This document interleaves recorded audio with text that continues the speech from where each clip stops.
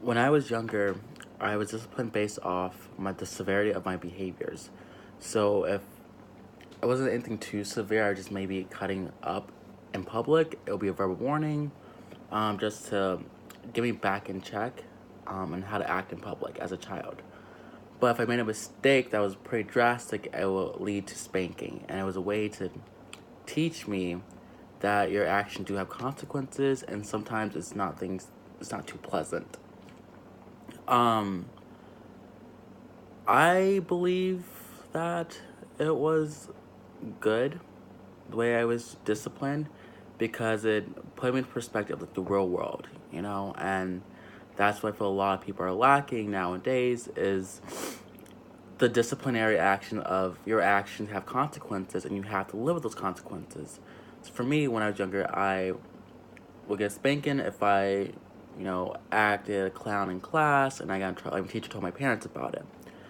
Um, so I believe when the time does come, I have children, that I would put the same disciplinary actions that I had in place, um, but then also based around my child, like individual children, like their personalities. So maybe spanking won't be necessary because my child's very shy and whatnot, and more of embarrassing story from their friends might be more disciplining or more punishing than just me giving them spanking. So I feel it really depends on the child as an individual and how to discipline that child of yours. Have I called someone out for the way to discipline a child? I actually have not, but I think about doing it all the time, and it's just because my generation and the parents that are around my age, they're kids themselves who have kids, and so a lot of times they don't really know how to or have the support system to discipline a child. But then also, I feel the government has taken a lot of precautionary actions to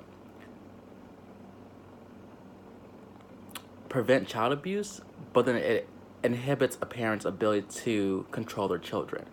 In the sense that a lot of times children will threaten the parents, oh, I'll call child support services on you if you do this or do that. And so it gives these children power when actually they need to be powerless to understand the severity of what they're doing. And looking back on my childhood, a lot of times I thought I knew what was best for me, but I really did not. And so taking that, you know, the ability for a parent to guide their children through disciplinary actions really does inhibit, you know, how children are coming up today. A lot of times they don't have manners. They aren't courteous to people. They don't open doors. It's just simple, basic things. They don't say, "Oh, Mister or Mrs." Now it's just your first name, and it's like, well, I'm of this position. I earned this title, and you should, address me by that title. Not just my name because we're not on that level of friendship. But the parents are too afraid or do not know how to discipline their children that way. That that's something that's not being taught anymore. And now you have children who are being, from my perspective, being diagnosed with different mental illnesses when necessarily they needed just to be disciplined more firmly. Oh, they have a, just learning disability or a behavior disability. Yes, that can be a possibility, but a lot of times it's just the fact that they won't listen to the teacher, not because they are impaired mentally, but because they have no. If I don't have to listen to my parent, why would I listen to my teacher? It's kind of like that mentality. It's the mentality of you're not the boss of me, you know. And so that's kind of what I see a lot more, especially coming from a background where my mom did do daycare, and seeing how a lot of the parents